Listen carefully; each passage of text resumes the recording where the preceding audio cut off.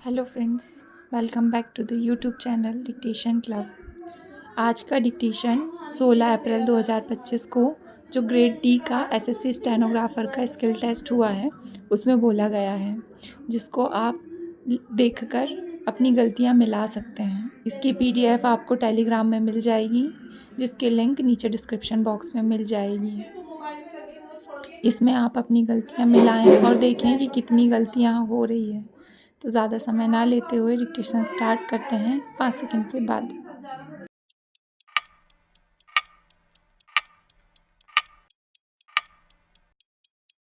सभापति महोदय, बहुत कम हुआ है कि सारे भारतवर्ष के प्रतिनिधियों को एक जगह एकत्रित होने का ऐसा अवसर जैसा आज मिला है, कहीं विधानसभा में, कहीं संसद में।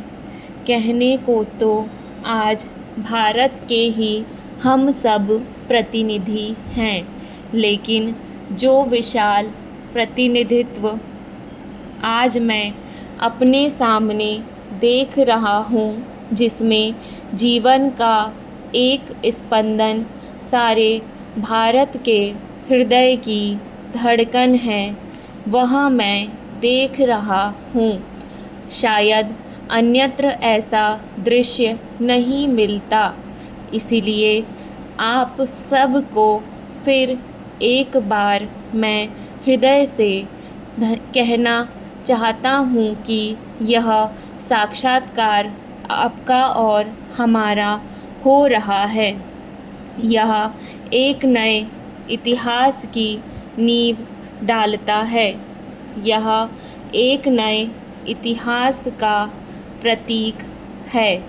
यदि कहा जाए कि सन 1947 के बाद भारत की कोटि कोटि जनता को और एक बार स्वतंत्रता मिली है और एक बार स्वराज मिला है, और सच्चा स्वराज मिला है, जिसका वे अनुभव कर सकते हैं, जिसको वे उपयोग कर सकते हैं, तो इसमें कोई अतिशयोक्ति नहीं होगी।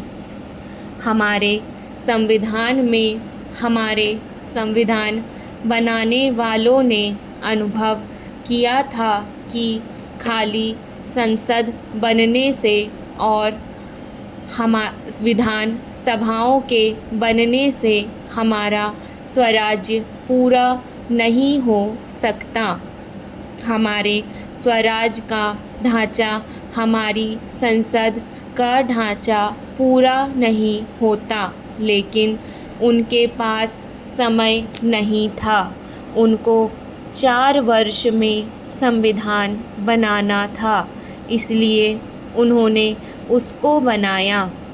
केंद्र और राज्य स्तरों पर बनाया, और उसके आनुषंगिक जो भी संस्थाएं और संगठन हो सकते थे, जिनकी कल्पना की जा सकती थी, जैसे उच्चतम न्यायालय, उच्च न्यायालय और लोक सेवा आयोग, इन सारी चीज़ों को कल्पना करके उन्होंने संविधान बनाया। लेकिन बहुत कुछ उनको छोड़ देना पड़ा। 4 वर्ष में वे पूरा नहीं कर सकते थे। इसके कई कारण थे। संविधान सभाओं की चर्चाओं में कई बातें आ गई थी। किसी ने कहा कि इसकी क्या आवश्यकता है, किसी ने कहा कि इसकी बड़ी आवश्यकता है। इसलिए उन्होंने कुछ निर्देशक सिद्धांत दिए। ऐसे कुछ सिद्धांत दिए जिनके अनुसार सरकारों को आगे कार्य करना था। उन्होंने कहा कि यह आप कीजिए। उनमें से पंचायती राज एक है। उन सिद्धांतों में यह भी है कि जितना शीघ्र हो सके यहाँ पंचायती राज संस्थाएं स्थापित हों। आज मैं आपको एक छोटा सा उदाहरण देना चाहता हूँ। हमने अपने लिए लोकतांत्रिक पद्धति चुनी, अपनाई, लेकिन लोकतांत्रिक पद्धति का क्या आशय होता है? वर्तमान युग विज्ञान का युग है और प्राचीन युग आध्यात्मवादी था। स्थिति यह है कि मनुष्य ना तो आध्यात्म को ही पचा पा रहा है और ना पूरी तरह विज्ञान को ही अपना पा रहा है। कारण विज्ञान भौतिक सुविधाएं तो देता है परंतु शांति नहीं दे पा रहा है।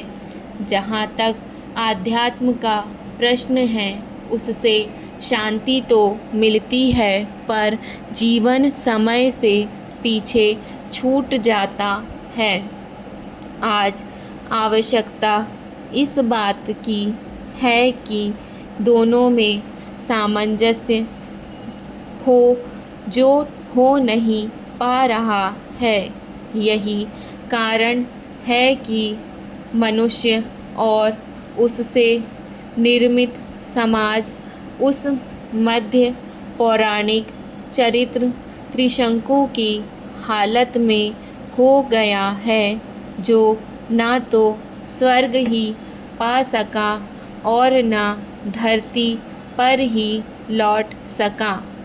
व्यक्ति और समाज परस्पर संबंधित है। व्यक्ति के बिना समाज का और समाज के बिना व्यक्ति का ना तो कोई मूल्य है और ना कोई अर्थ ही है।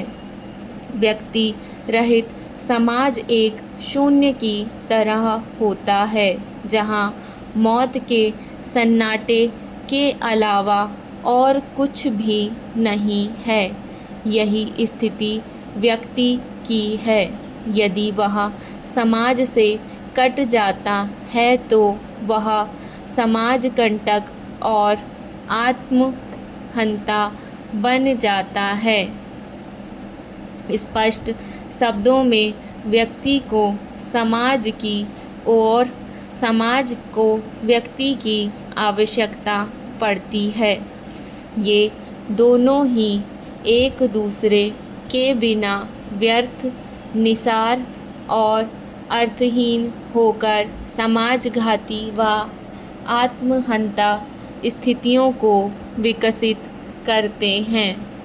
मनुष्य केवल भूख और काम वासना की पूर्ति मात्र से ही संतुष्ट होने वाला जीव नहीं है। यदि कोई उसे यह चारा डालता है तो उसकी पूर्ण संतुष्टि नहीं हो पाती है। यूं भी भूख और भोग से ही संतुष्ट होना पशु धर्म है, मानव धर्म नहीं। मनुष्य और पशु में पर्याप्त अंतर है। मनुष्य इन उपर्युक्त वासनाओं से ऊपर उठकर विवेक से भी काम लेना चाहता है, अतः उसे भोग की अपेक्षा ज्ञान अर्जन की भी आवश्यकता होती है। करुणा अपना बीज अपने आलंबनों या पात्रों में नहीं फेंकती है, अतः जिस पर करुणा की जाती है वह बदले में करुणा नहीं करता, जैसा कि क्रोध और प्रेम में होता है, बल्कि कृतज्ञ होता है अथवा श्रद्धा या प्रीत करता है। बहुत सी औपन्यासिक कथाओं में यह बात दिखाई गई है कि युवतियाँ दुष्टों के हाथ से अपना उद्धार करवाने वाले युवकों के प्रेम में फंस गई हैं। कोमल भावों की योजना में बांग्ला के सामाजिक उपन्यास लेखक करुणा और प्रीति के मेल से बड़े ही प्रभावोत्पादक दृश्य उपस्थित करते हैं। करुणा अपना बदला नहीं चाहती, करुणा से करुणा उत्पन्न नहीं होती है, अपितु कृतज्ञता उत्पन्न होती है।